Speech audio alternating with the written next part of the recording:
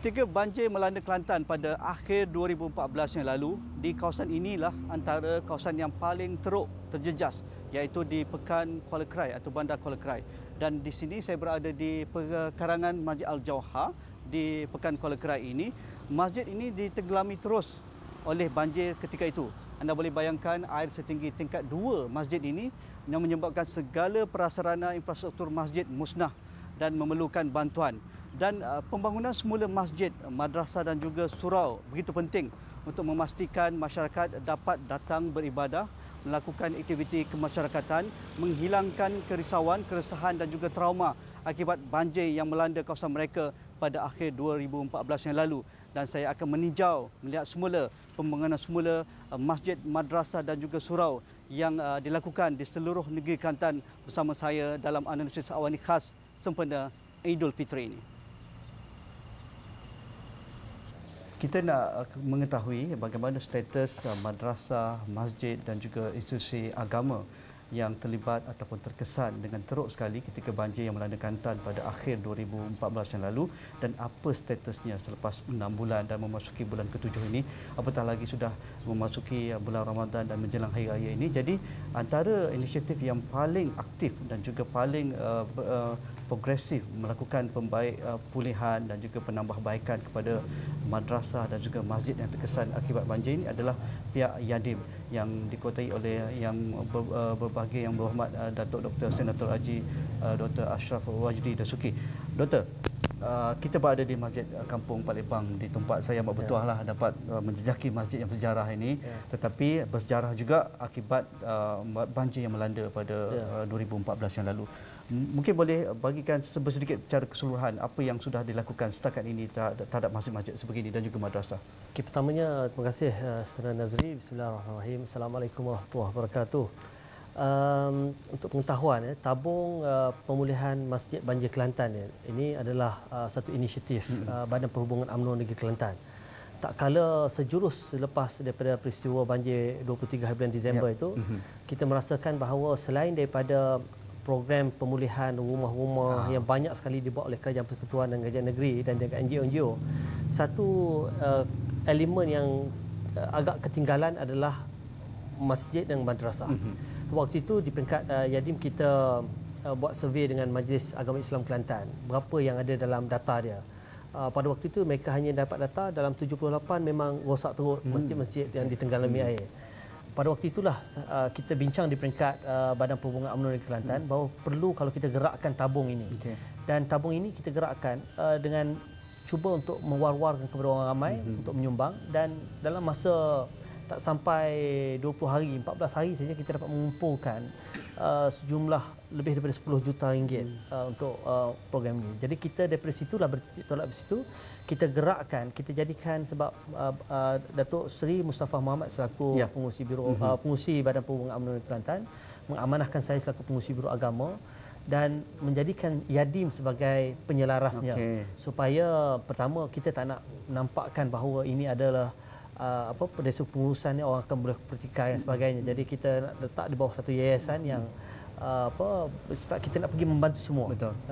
Jadi daripada situlah kita buat survey. Kita menggunakan jentera yang sedia ada. Maknanya di semua bahagian kita ada badan-badan biro-biro agama dan dengan kerjasama ketua-ketua bahagian kita survey berapa sebenarnya masjid dengan madrasah yang diperlukan. Pada waktu itulah jumlah yang kita dapat sebenarnya lebih tinggi daripada jumlah MAIC itu sendiri.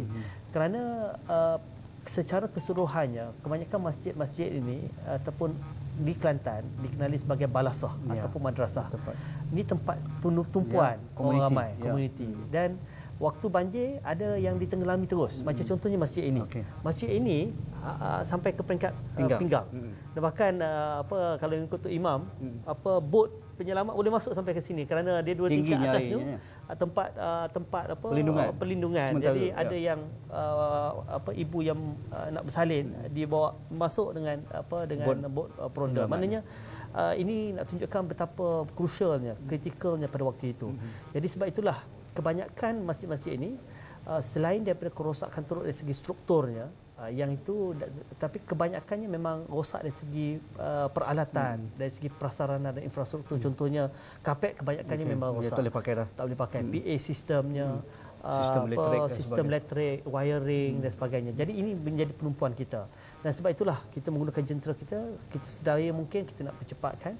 Sebab itulah sehingga semalam kalau boleh saya berkongsi kan, kita sudah menyiapkan 119 buah masjid dan 199 balasah ataupun madrasah yang kita bantu dalam pelbagai aspek, termasuk penyiapan, kebanyakannya penyiapan kapet.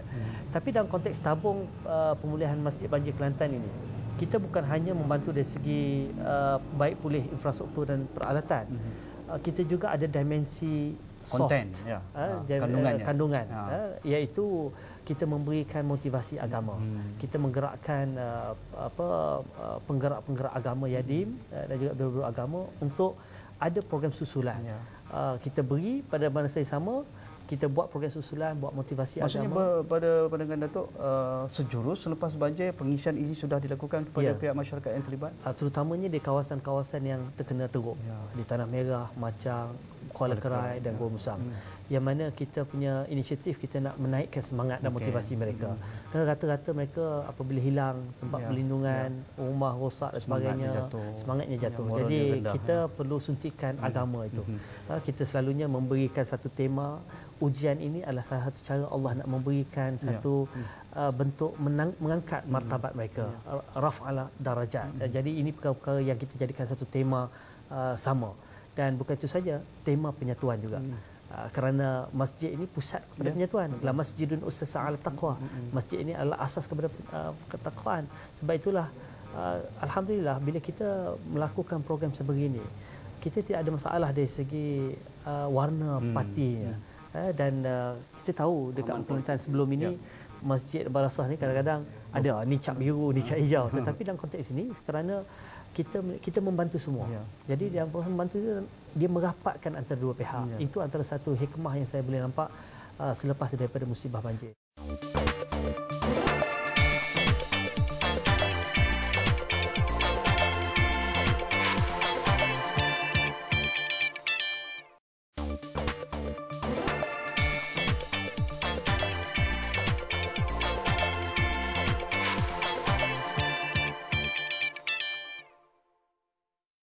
Datuk antara juga katakan pemimpin yang begitu bersungguh ketika awal banjir di Kelantan. Dan Datuk siang malam berada di sini mengagalkan bantuan dan melihat kemusnahan di kalangan penduduk di sini. Jadi bagaimana selepas 6 bulan ada pihak dari luar sana mengatakan bantuan perlahan, pemindahan rumah transit ke rumah kekal ke lambat dan sebagainya. Tetapi dari sudut penumpuan Datuk kepada madrasah, surau dan juga masjid ni, bagaimana progresnya sehingga hari ini yang Datuk rasa perlu juga kita kreditkan? Saya rasa kita harus berlaku adil dalam penilaian. Kadang-kadang dan kita melalui suasana ni waktu banjir tersebut sendiri. Maklumat yang kita dapat di Facebook, di internet bukan kadang-kadang selalunya tak betul. Kan? Saya ingat lagi waktu masa banjir itu kata bergelimpangan 80 mayat dan sebagainya. Akhirnya tak betul pun. Makanan orang sampai mati kebuluran. Itu semua ada contoh bagaimana maklumat itu boleh jadi satu bentuk fitnah. Begitu juga pasca banjir. Kita harus compartmentalizekan isu-isu ni. Spesifikkan apa. Contohnya dalam konteks masjid dengan ini. Yang saya rasa bila kita tidak ada banyak kekangan, prosedural, kekangan birokrasi, kita dapat menyiapkan dengan cepat. Tak ada masalah. Tapi dalam konteks rumah pun kita kena tengok. Rumah dalam bentuk apa. Kalau baik pulih, data yang diberikan baik pulih hubungan dan kerjasama antara kerajaan pusat dan negeri menatijahkan pembaik pulih dengan cepat. Kita lebih 700 buah rumah yang telah dibaik pulih. Tetapi kalau rumah siap, yang tu akan ada kesukaran sikitlah. Yang itu kerana faktor tanah, faktor kelulusan tanah. Sebab kerajaan berbeza dengan NGO, kerajaan berbeza dengan Yadim pun. Kalau Yadim kita membantu, kita boleh terus pergi lulus buat terus esok. Kerajaan kena pastikan tanah kalau kita nak bina rumah baru tu, apakah tanah itu milik orang itu. Kan? Bila cek balik kebanyakannya tidak ada grant. Dan untuk mendapatkan grant kena dapat kerjasama kerajaan negeri. Pejabat tanah kena lebih efisien dan berkesan. Kadang-kadang data pun tak ada. Dia mengambil masa yang lama. Kerajaan sebab tu saya ingat Datuk Seri Najib 3 kali dia turun ke Kelantan dan pergi sini ke Kuala Kerai. Dan setiap kali lepas pasca kabinet akan bertanya berkenaan dengan status ni. Tapi keresahan ini selalunya tidak berlaku di peringkat bawah apabila nak melaksanakan. Ini kerana faktor tadilah. Tanah yang status dan sebagainya, ada tetapi tanah dia tidak berhenti, dia terus berjalan. Dia terus berjalan. Dia terus berjalan. Sebab itulah macam contohnya bila kita ada masalah ini, kerajaan memperuntukkan dana untuk membeli tanah-tanah persendirian juga bagi mempercepatkan. Sebab itulah sebenarnya kita kena melihat dalam konteks yang holistik. Ada beberapa isu yang berbangkit yang saya sendiri dapat maklumat dan sebagainya. Tetapi apabila kita pergi ke bawah, maklumat itu tidak benar. Berbeza. Contohnya lah, macam contoh isu masjid. Itu ada satu kelompok lah, parti politik kata nak bina semua masjid baru. Walhal bukan masjid baru untuk dibina, masjid itu nak baik boleh. Dan sebenarnya dana yang hanya diperlukan adalah RM50,000 saja lagi. Dan itu pun maklumat itu sudah kita pun dah salurkan dalam perhatian kita terus salurkan terus. Jadi kadang-kadang isu seperti ini kalau kita dapat kurangkan nilai politik, nilai-nilai yang menyebabkan sentimen, saya rasa kita boleh percepatkan. Contoh macam di bawah tanggungjawab saya dan amanah saya ialah untuk menggerakkan masjid dan madrasah. Jadi bila kita meletakkan soal kepentingan politik ke tepi dan kita bekerjasama yang rapat antara biro-biro agama UMNO dengan jawatan-jawatan kuasa masjid tanpa mengira parti politik, saya rasa kita dapat mempercepatkan proses dan program pelaksanaannya. Ada fasa seterusnya yang akan dikelolakan oleh pihak Datuk dan juga Yadim misalnya untuk program pemulihan masjid dan juga madrasah ini? Sebenarnya seperti mana saya sebutkan, tabung ini asasnya nawaitunya adalah untuk pemulihan masjid dengan madrasah. Jadi memang objektif ataupun bila penderma-penderma memberikan kepada tabung ini memang objektif untuk membantu masjid dan membantu madrasah. Kita letak fasa pertama mempersiapkan segera mana-mana madrasah dan masjid yang diselami air, yang ditenggelami air dan rosak untuk yang sukar untuk digunakan. Ada yang semayang atas simen beberapa bulan. Jadi ini kita percepatkan peringkat awal. Fasa pertama saya rasa dah beres. Dalam masa 2 bulan saya rasa tidak adalah setakat ini yang kita dapat maklumat, tidak ada masjid atau madrasah yang mana ditenggelami air yang masyarakat dibiarkan terus, masyarakat terpaksa masih lagi semayang atas simen, sebenarnya tak ada dah. Cuma fasa yang kedua yang juga kita sedang berjalan, tetapi sebenarnya saya boleh katakan 80% dah selesai. Iaitu masjid-masjid madrasah yang uzur, yang ditimpa madrasah ditimpa musibah banjir dan juga yang tidak directly kena dengan banjir. Sebab kita ada lebihan lagi. Yang ini pun tengah berterusan. Dan fasa yang ketiga sekarang ni kita pergi juga untuk membantu madrasah-madrasah sekolah. Macam contohnya tadi saya pergi ke Rantau Panjang, melihat kedudukan madrasahnya yang memang setiap kali banjir terkesan dan kali ini lagi teruk sebab seperti kita tahu banjir baru-baru ni yang paling buruk. Jadi madrasah tu hampir runtuh. Jadi pihak sekolah menggerakkan dana dan kita bantu untuk memulihkan teruslah. Kita bagi RM70,000 itu saja.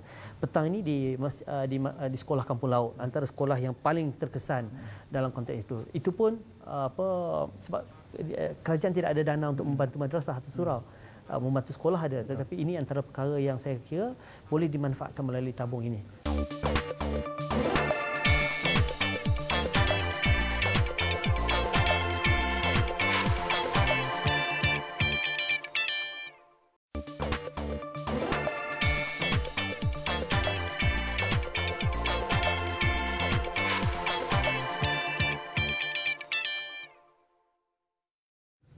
Alhamdulillah, pertamanya saya mengucapkan setinggi penghargaan terima kasih kepada pihak Yadim untuk pertamanya dan khasnya tabung ihsan pemulihan masjid dan madrasah yang terlibat dengan banjir. Kerana kita di tempat ni amat terasa kehadiran Yadim dan tabung ini dalam usaha mereka untuk membaik pulih ataupun menyempurnakan kembali masjid dan madrasah yang terlibat dengan banjir, yang telah memberi kesan kepada kemudahan kepada ahli jemaah untuk menunaikan ibadat di masjid dan surau. Tapi alhamdulillah dengan kehadiran tabung ini dan Yadim sendiri, kita dapat merasakan tindakannya begitu cepat, pantas dan tepat. Kerana spesifik. Kerana apabila kita bagi saja data dan maklumat, selepas saja kewujudan tabung ini, kita nampak kesannya diambil tindakan segera. Dan alhamdulillah di seluruh tempat ini, hampir ke semua masjid dan madrasah fasa pertama yang terlibat secara langsung kerosakannya kerana bencana banjir telah pun sempurna diselesaikan dalam masa yang sungguh cepatlah dan menggembirakan kita keseluruhan madrasah dan juga masjid. Alhamdulillah, kita dapat merasakan setiap kali saya hadir bersama masa pemasangan kapet ini, kita dapat melihat di raut wajah mereka kegembiraan dan kelegaan apabila rumah ibadat rumah Allah ini telah dapat disempurnakan. Kerana kita boleh bayangkan apabila walaupun terkena sedikit sahaja banjir, kapet ini akan memberi masalah, terutama baunya yang berpanjangan. Kan? So alhamdulillah apabila dapat kapet baru, ianya memberi satu kelegaan dan kegembiraan kepada masyarakat setempat. Lebih-lebih lagi, cara yang kita buat ini adalah dalam bentuk cara makro, tidak terpilih. Kita membuat untuk semua yang memerlukan. Dan saya melihat semua masjid walaupun kadang-kadang sebelum ini agak serius dari segi sikapnya yang tertentu, partisannya tapi alhamdulillah dalam program ni semua masjid menerima baik kehadiran tabung ini dalam usaha untuk memulihkan kapek dan juga sebahagian daripada keperluan lain yang tertentu yang munasabah. Dan saya melihat masyarakat menerima baik, dan saya melihat ini adalah merupakan satu permulaan ke arah kebersamaan di dalam semangat kekitaan untuk mewujudkan perpaduan.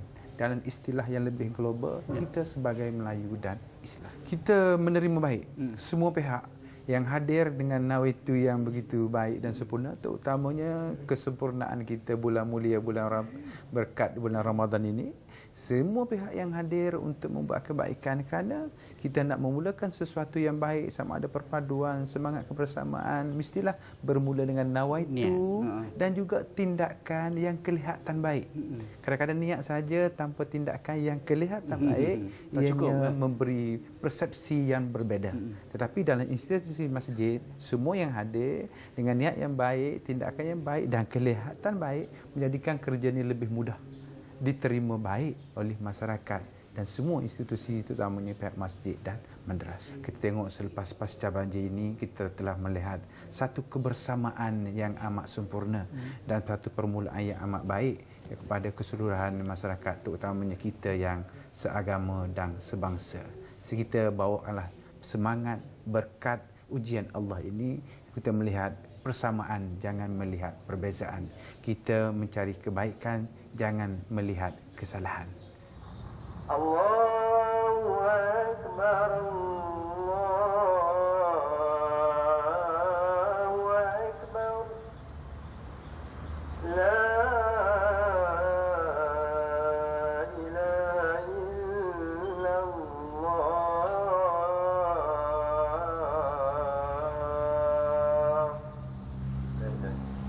Mungkin ada perancangan dari peringkat Datuk Senator untuk meneruskan program yang begitu murni ini untuk pengisian, misalnya dilah sebagai pusat komuniti, di sinilah pusat untuk menggerakkan aktiviti masyarakat, di sinilah anak-anak muda akan berkumpul, berbincang isu-isu yang melibatkan hal mereka dan sebagainya, di sinilah nilai kesawanan akan dibangunkan. Betul. Kerana inilah negeri Kelantan. Betul. Dan saya rasa mengapa tidak bukan perlu dihadkan pemulihan banjir, tetapi model-model sebegini pakarnya Datuk dan juga Yadim ada kekuatan dari sudut penggerak-penggeraknya, ada kekuatan daripada anak muda dan sebagainya. Masjid pusat segala-galanya selepas ini. InsyaAllah, Saudara Nazri, kalau boleh saya kongsikan, seperti mana saya katakan tadi kan, dimensi yang kedua untuk pemulihan ini bukan saja pemilihan dari segi fizikal, tetapi juga spiritual. Spiritual ni mempunyai konotasi yang besar, bukan saja dari segi memotivasikan, tetapi sebagai kita menterjemahkan apa yang disebut dalam Al-Quran, ussisa ala taqwa, la masjidun ussisa ala taqwa. Sebagai nukleus kepada ketakwaan, manifestasinya dalam bentuk kekuatan kesepaduan ummah, kekuatan dari segi ekonomi dan sebagainya. Kita di Pekat Yadim, contohnya bulan Ramadan, masjid-masjid dengan madrasah yang kita bantu ini, kita bagi sumbangan tambahan sebanyak RM1,000 bagi setiap madrasah untuk mereka melaksanakan program Ihya Ramadan yang mereka kebanyakan telah menganjurkan. Yang ini dibantu secara rapat oleh ketua-ketua UMNO bahagian, kerana kita minta bahawa pemimpin-pemimpin tempatanlah memainkan peranan. Betul. Dan kita empower mereka. Ya. Kalau mengharapkan jadi kita pun tidak ada staff. Tapi satu lagi yang memang kita sudah pun buat pilot project di beberapa buah masjid dan negeri pun, kita panggil apa yang kita panggil sebagai program My Masjid. Program My Masjid ni, at My Masjid ini adalah program yang kita anjurkan selama 2 hari 1 malam yang menumpukan kepada pelbagai stakeholder ataupun target group, di kalangan remajanya untuk kita tarik mereka ke masjid, di kalangan kanak-kanaknya kita ada aktiviti dalam ni, program ekonominya ada, kita gembelingkan agensi-agensi kerajaan, Amanah Ikhtiar Malaysia, apa daripada KKDW ke Kementerian Luar, agensi seperti Pharma dan sebagainya untuk mereka buat booth-booth di luar, dan juga kita nak melatih mereka berkenaan dengan aspek muamalah, aspek perniagaan, aspek keusahawanan. Yang ini kita dah buat 3 tempat sebagai model, dan kita tengah perhalusi dan permantapkan dari segi modulnya. Dan ini antara model yang kita nak buat di Kelantan ini, di mana masjid-masjid yang kita bantu untuk baik pulih ini, kita nak follow up dengan program yang lebih bermakna ini. Maknanya secara umumnya kita nampak ada positif dari segi mereka boleh bersama, tak kira ideologi, tak kira tua muda, mereka boleh bersama dalam konteks selepas pasca banjir. Tapi kita nak pergi kepada satu level lagi, ialah mereka ada program-program yang bermanfaat, yang boleh dipegang sampai bila. Macam contohnya kalau keluarga muda, kita ada aktiviti untuk memberikan parenting skill. Yang ini kita gerakkan tenaga-tenaga pakar kita daripada universiti dan sebagainya, yang kita buat kerjasama dengan semua kementerian. Kalau dalam konteks parenting, kita buat kerjasama dengan Kementerian Keluarga dan Wanita. Mereka bagi peruntukan sikit. Maknanya kita buat dalam bentuk orang panggil Blue Ocean Strategy. Maknanya Yadim hanya penyelaras saja. Dan dalam hal ini kita tidak ada hero. Yang paling penting sekali, semua ini program ini kita bawa ke ini, dan yang paling penting minimum cost. Kosnya amat minimal sekali. Kita buat di beberapa tempat ni, di Negeri Sembilan, di Kelantan, di Perak, yang mana kosnya bila kita buat 2 hari 1 malam tak melebihi RM20,000, tapi melibatkan komuniti masyarakat kampung yang ada tempat yang berjumlah 400-500 orang, ada yang 1,000 orang. Jadi dan kumpulan sasarannya pelbagai. Jadi ini antara perkara yang kita tengah mantapkan, supaya nanti saya menjangkakan daripada tabung ni mungkin ada lebihan sedikitlah yang saya akan pergi balik kepada lembaga pemegang amanah untuk kita kembangkanlah bila kita dah selesai infrastruktur ni, kalau boleh kita kembangkan dalam projek-projek yang boleh memberi manfaat berterusan kepada ahli Korea. Satu lagi mungkin yang terakhir, Datuk, kalau kita lihat musim banjir ini kata pun adalah setahunan, dan tak lama lagi ni 2-3 bulan lagi dah masuk musim banjir semula. Jadi pastinya kita juga kalau boleh nak buat mengurangkan risiko yang sama. Kalau tak boleh, tak perlu menukar lagi. Kalau kita ada sistem kata pun prevention yang lebih bagus untuk kawasan madrasah kita, surau kita, masjid kita. Jadi mungkin itu juga yang difikirkan oleh Datuk supaya kita dapat meminimumkan kata pun kerugian pada masjid-masjid dan madrasah. Masa yang sama kita dapat meneruskan program yang lain. Di tempat-tempat madrasah yang prone kepada ataupun terdedah kepada banjir ini, kita menggunakan sistem pemandani yang boleh cabut. Jadi ini antara pendekatan kita, boleh pasang simpan. Jadi ini antara pendekatan-pendekatan yang kita lakukanlah. Dan sebab itulah kita kena kerjasama dengan masyarakat. Betul, dia yang tahu. Dia yang tahu. Jadi macam mana mungkin kita nak monitor semua, tetapi apabila masyarakat itu dia lebih mengetahui kawasan dia macam mana. Jadi inilah yang hubungan antara masyarakat melalui biro-biro agama, bahagian-bahagian ini dia memainkan peranan yang besar supaya kita dapat melaksanakan suatu tindakan itu secara lebih berkesan, lebih bermanfaat lah, bukan hanya sekadar lip service tapi akhirnya tak membawa apa-apa makna. Okay, Datuk, nak ucapkan selamat Hari Raya pada rakan-rakan kita, dan juga supaya tabung ini terus diamarahkan dan program-program yang dikelolakan oleh Yadim dapat disahut oleh komuniti di bawah sana. Ya, saya nak mengambil kesempatan di sini mengucapkan selamat Hari Raya Aidilfitri. Mudah-mudahan sebulan madrasah tarbiyah yang kita lalui ini akan meningkatkan ketakwaan kita. Dalam konteks ini saya mengharapkan supaya umat Islam kita kembali mempertautkan hati-hati kita, menjadikan kita saudara se-Islam yang utuh, dan mengelakkan daripada perbuatan-perbuatan yang boleh memecah belahkan kita sesama Islam. Inilah sebenarnya kalau kita berjaya untuk menyatukan, kalau kita berjaya bersepakat, berpadu, itu adalah salah satu manifestasi takwa yang diajar dan dituntut oleh Islam melalui Madrasah Tarbiyah Ramadan selama sebulan.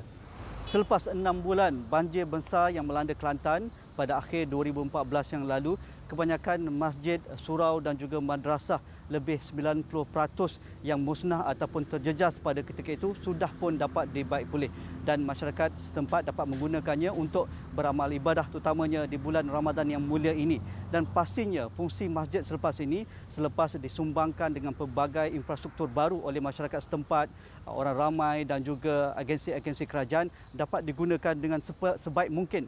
Dan juga fungsinya lebih dari itu, bukan hanya untuk beramal ibadah tetapi sebagai pusat setempat bagi komuniti, dan pastinya juga untuk mengimarahkan masjid dalam konteks memberi keyakinan diri dan juga kekuatan kepada masyarakat setempat untuk menempuh hidup mereka selepas mereka diuji dengan banjir yang begitu teruk pada akhir 2014 yang lalu. Itu saja untuk episod analisis awani khas sempena raya ini di Kuala Krai, penlihat semula pembinaan semula Masjid Surau dan juga madrasah.